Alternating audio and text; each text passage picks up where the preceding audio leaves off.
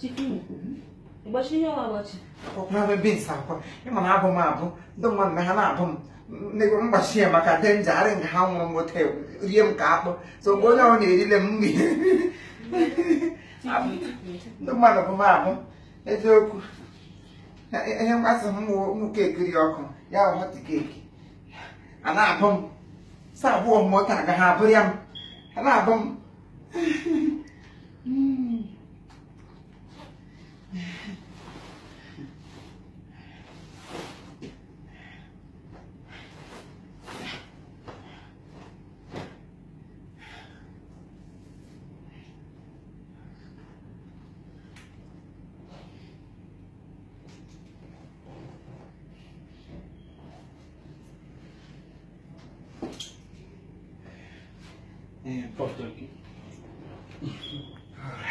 Tren gakoli.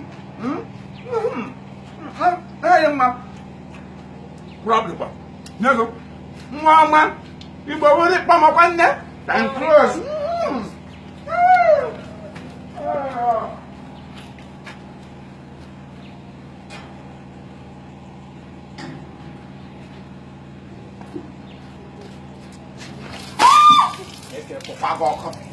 Treka pokwa go fo prom go. Ale ko la kwa gidi. Ndu mo for ya lam go. Ginu di Igbo mum na meji sa yo yi.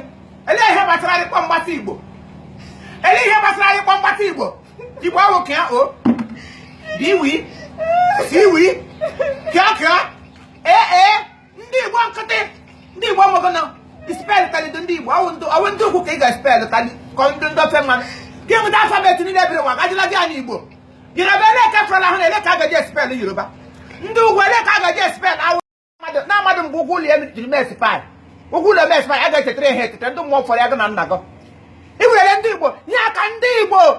Ordinary two letter word. Ndị ya wu ndị Igbo. Gibia nga akwa pipi. Jabia. Ejikwa ho pia gbo na dili. Ndị mbọ mre ka yoke.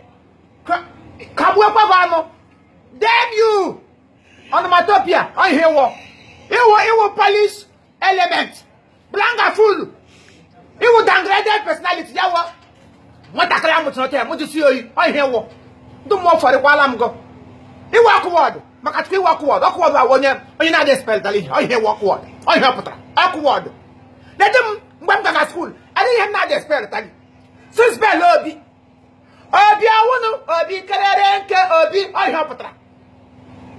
Nke bịa ga wute ndị Igbo ọma ndị Igbo ya wụ ndị Igbo